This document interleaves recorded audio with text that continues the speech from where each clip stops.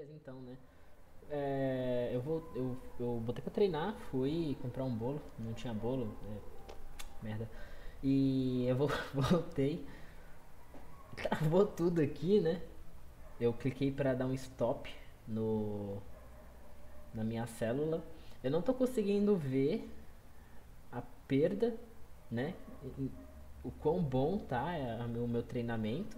Se eu deixo treinando mais, se eu deixo treinando, se eu paro agora, enfim. Mas já deu um tempinho. Treinei mais ou menos, acho que 1 hora, mais ou menos.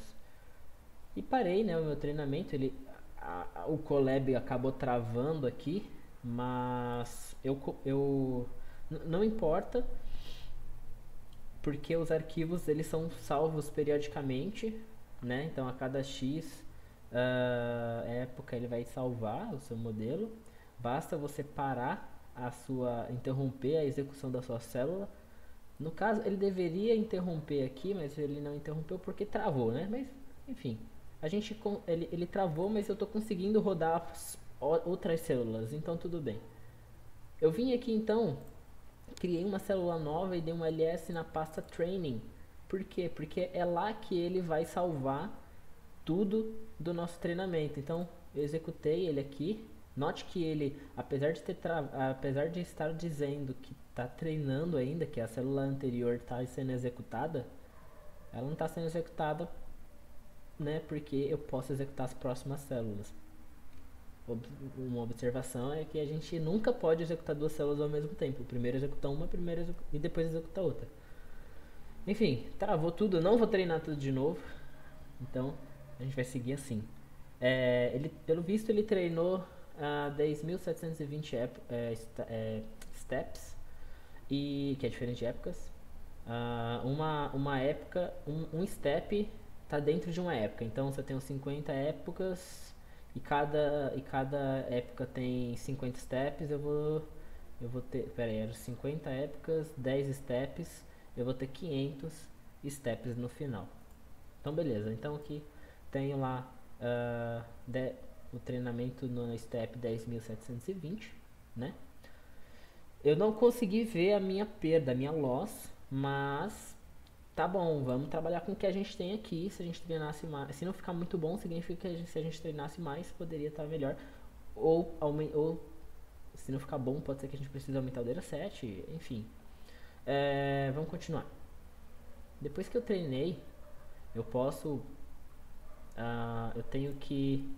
Ah, eu- depois que eu treinei, eu tenho que pegar esse meu model checkpoint e transformar ele numa na inferência que eu vou usar posteriormente num API Flask, num carro autônomo, num API em Django ou num sistema embarcado como o Raspberry, né?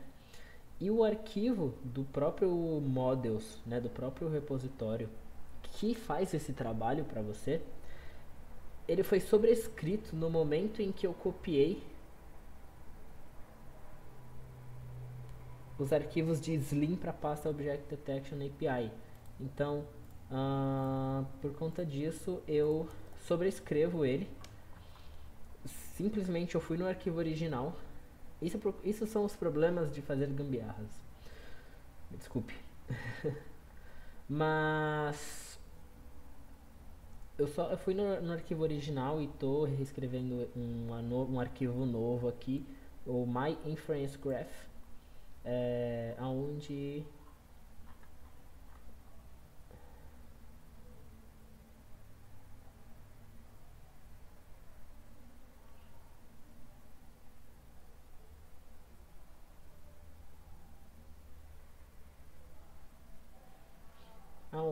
eu não vou explicar o que está acontecendo aqui dentro porque é um arquivo do próprio framework. Beleza. A gente escreve esse cara aqui para poder usar mais pra frente.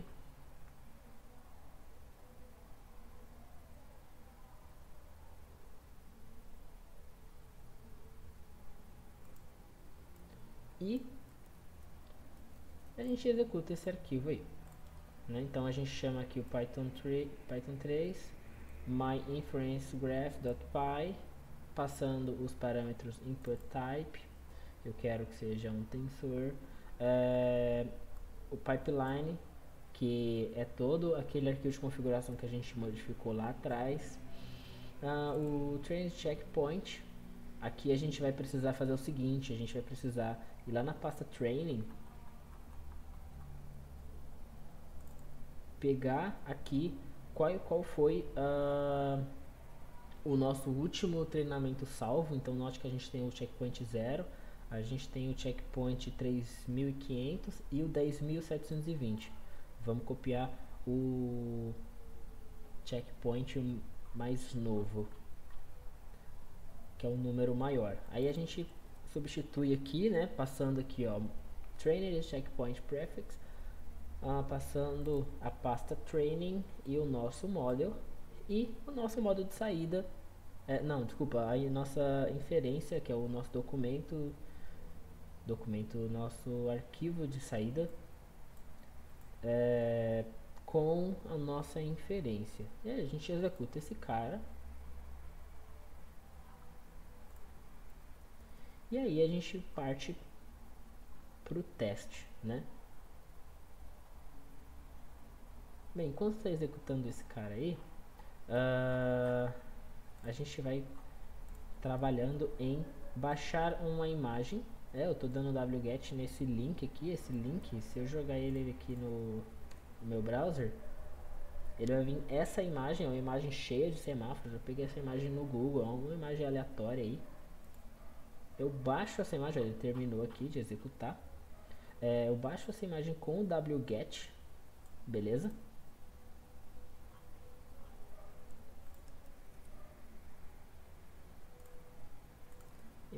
Importa algumas coisinhas. Esse código aqui, ele é baseado, né, eu me baseei no código de exemplo do próprio TensorFlow Object Detection. Modifiquei algumas coisas, mas ele é bem semelhante ao código de teste que a gente usou lá no... Ih, agora já tá tudo zoado. Mas enfim, é o mesmo código... eu tenho aqui. O mesmo código que a gente usou no momento de testar se o TensorFlow Object Detection API estava configurado, né? É esse carinha aqui. Então, a gente importa essas libs, define algumas constantes, por exemplo, o nome do nosso model, o nome da nossa imagem, o diretório atual, o caminho para o nosso checkpoint. Aí a gente pega o diretório atual, mais o nome do model, né? E termina aqui colocando Frozen Inference Graph PB. A gente tem o Path to Labels, que é onde tem nosso label map. A gente vai precisar usar ele aqui. A gente tem o Path to Image, que é onde vai ter vai ser o path para nossa imagem de teste. A gente tem a quantidade de classes que a gente tem dentro do label map, né? Deixa eu até ir executando esses caras. Aqui já baixei a imagem, semáforo.png. Vou executar esse cara também.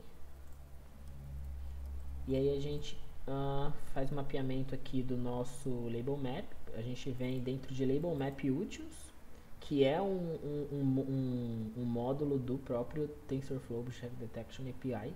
A gente usa o método load label map, passando o nosso path dos nossos label maps. Lá, depois disso, a gente vai converter esse label map para categorias, né? Então a gente vai passar aqui chamando o método convert label map to categories, passando o label map, passando o número máximo de classes, tudo bem? E perguntando se a gente quer ali que ele use o display name ou não. Depois de ter feito isso, a gente também faz a mesma coisa, só que agora, ao invés de converter o label map para categoria, a gente está convertendo a categoria para índices, né? Beleza. Próxima célula.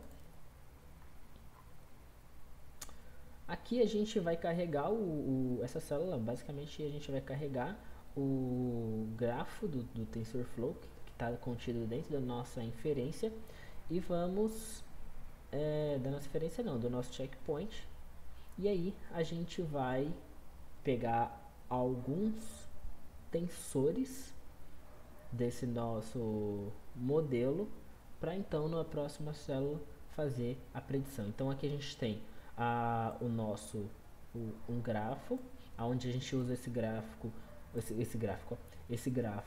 como default, tá legal? A gente então carrega o nosso gfile, passando o path do nosso checkpoint, a gente lê esse cara, tudo bem? Converte ele para string, etc. E depois a gente importa esse grafo. Beleza. A gente então inicia a nossa sessão. E aí a gente começa a pegar alguns tensores desse grafo, né? Por exemplo, o image tensor, para que a gente possa imputar a imagem, o detection box, que é onde a gente vai pegar os bounding box da nossa predição, detection score, o detection classes. O score é a porcentagem, né? Vai ver quanto por cento aquela classe que foi predita está correta. As classes em si e o número de detecções, né? A gente executa esse cara aí para que na próxima célula a gente possa trabalhar com eles. Então a gente já começa aqui a carregar a imagem usando o OpenCV. Eu carrego a imagem e depois eu converto essa imagem de BRG para RGB, porque o OpenCV por default ele carrega essa imagem em BRG. E aí é blue, red e green, ao invés de ser red, green e blue. Ele carrega no modelo inverso e aí a imagem fica com uma coloração diferente, né? E depois disso eu converto essa imagem pro modelo em que o nosso modelo trabalha, nosso modelo de Deep Learning trabalha. Tá legal, porque os modelos eles não vão receber uma matriz 28 por 28, 608 por 608 ou x por y, né? Ele vai receber isso de uma forma normalizada. E aí para isso a gente precisa trabalhar essa imagem antes de passar para o nosso modelo. Aí beleza, aí a gente faz aqui, pega a nossa seção, isso aqui já é TensorFlow. Se você tiver skill maior de TensorFlow, isso aí não vai ser nenhum problema para você. Pega essa seção e executa alguns tensores. Estou passando aqui uma série de tensores para que a gente possa executar. E que a partir desses tensores ele pegue todo o restante do grafo para poder executar o que tem que ser executado. A gente passa a detecção de bounding box, a detecção de scores, das classes, número de detecções. E o nosso feed é a imagem que a gente quer fazer a predição. E aí a gente passa aqui a nossa imagem expanded e também depois de ter executado essa linha, ele vai retornar pra gente as boxes, que seriam os bounding box, os scores, as classes e o número de detecções naquela imagem. E a gente pode usar isso aqui como a gente quiser, né? Na sua aplicação você vai pegar os bounding box, vai verificar o XY delas e vai verificar que classe que são. E aí você vai fazer o que você tem que fazer na sua aplicação, né? No caso dessa videoaula, a gente vai visualizar a imagem com esses bounding boxes impressos, né? Para isso eu vou usar um módulo do próprio TensorFlow Object Detection API, que é o Visualization Utils. Eu vou chamar o método Visualize Box and Labels on Image Array, passando aqui a minha imagem, as caixas, as classes, os scores, as categorias, etc, etc, etc, né? Aqui eu passo também a grossura da caixa que eu quero que seja impressa, o score mínimo, né? No caso é 0.6, ou seja, se tiver 60% de chances daquilo ser um semáforo do tipo go, imprima, caso contrário não imprima. E aí a gente executa esse cara.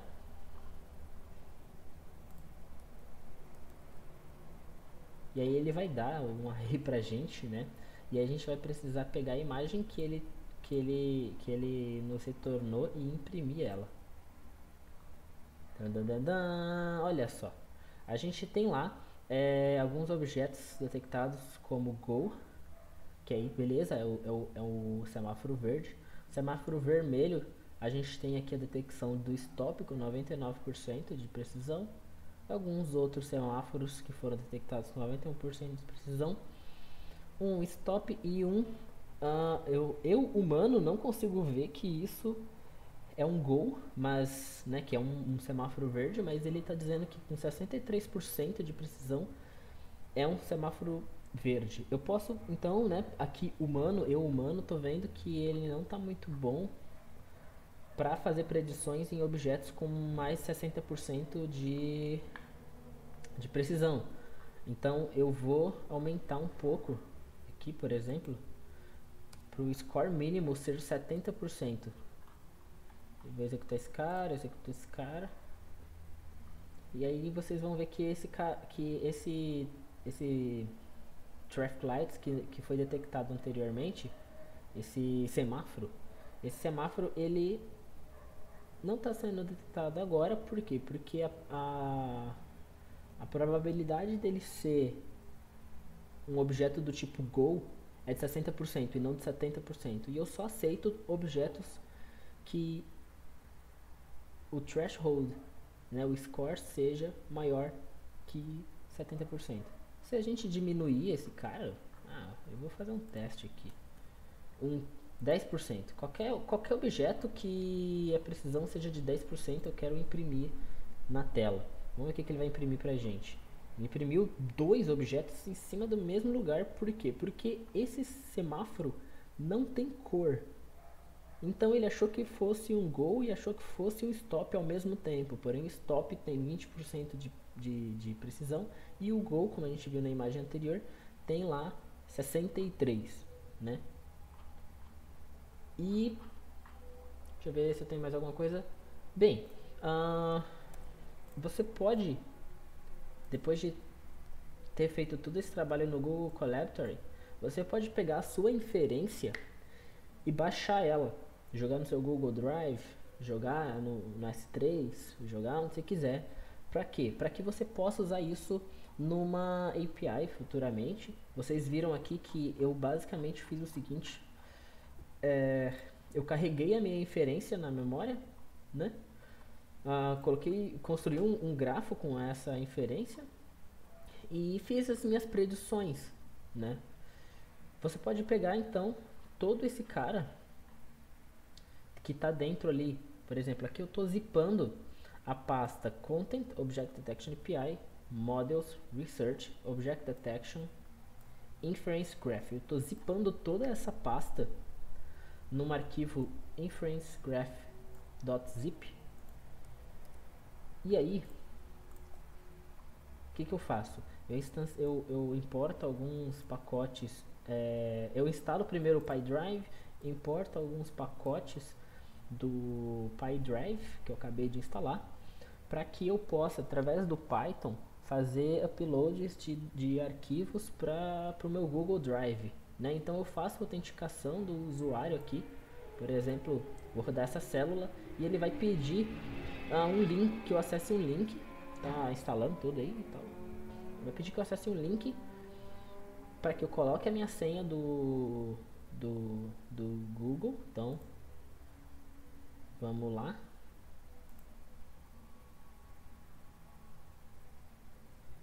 Eu vou dar a permissão para que ele use a minha conta. Eu vou copiar esse cara aqui e eu vou entrar com o meu código de verificação. Vou dar um enter.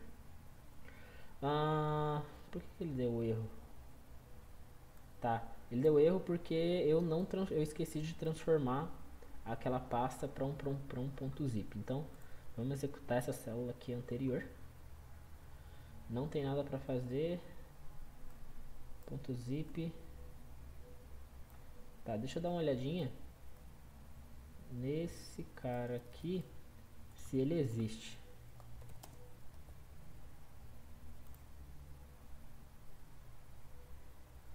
Não pode acessar. Deixa eu ver então por que eu não posso acessar esse cara. Eu vou tirar essa pasta Object Detection. Nossa, eu acho que eu sei então por que eu tô. Por que o.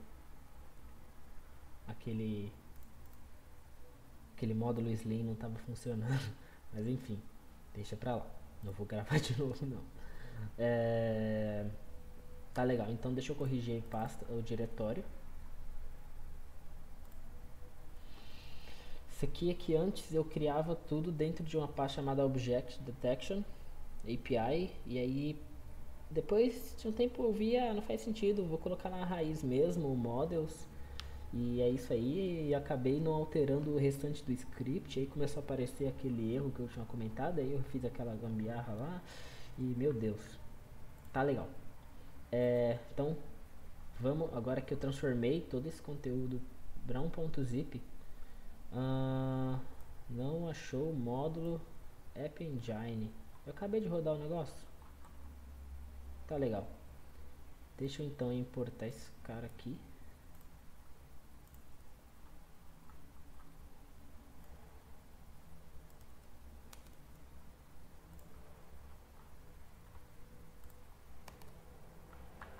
Tá legal. Tá instalado. Vamos rodar. Tá legal. Ele então gravou no Google Drive File ID. Tarana, tarana, tarana. Dessa vez ele não pediu uma autenticação pra mim porque já estava autenticado, né? E se a gente for no meu Drive, eu não vou acessar o meu Drive porque eu não quero mostrar meus documentos. Será que eu mostro meus documentos? Eu vou fazer um corte e eu mostro só o arquivo.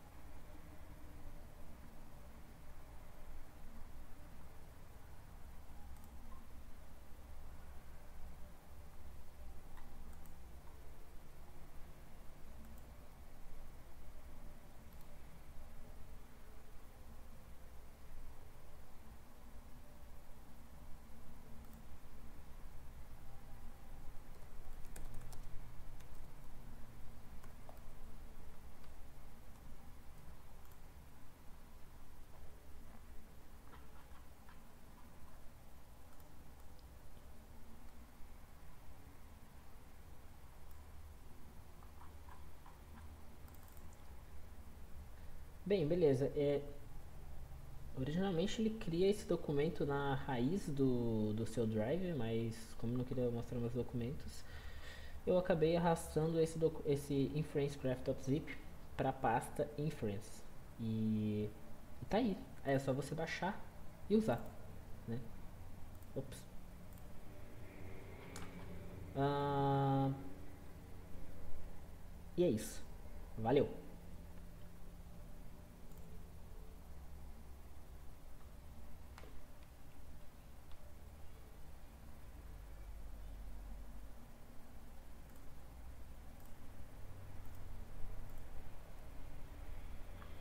Um negócio que eu esqueci de falar. É, Se você quiser, tu pode. Cadê? Tu pode pegar esse Inference Graph e rodar ele na sua máquina também. Você pode fazer todo o treinamento no Colab ou numa GPU parrudona, né, no servidor. E aí tu roda isso na sua máquina com a CPU mesmo, que aí não vai ter um consumo de processamento tão grande. E você roda só essas células, essas últimas células aqui. Bem, isso aqui vai estar disponível com toda uma documentação, vai estar lá no meu GitHub. Só para, né, para lembrar ItaúJS, dá um stars lá. Você vai procurar pelo Traffic Lights. Traffic Lights. só baixar e rodar na sua máquina. Valeu!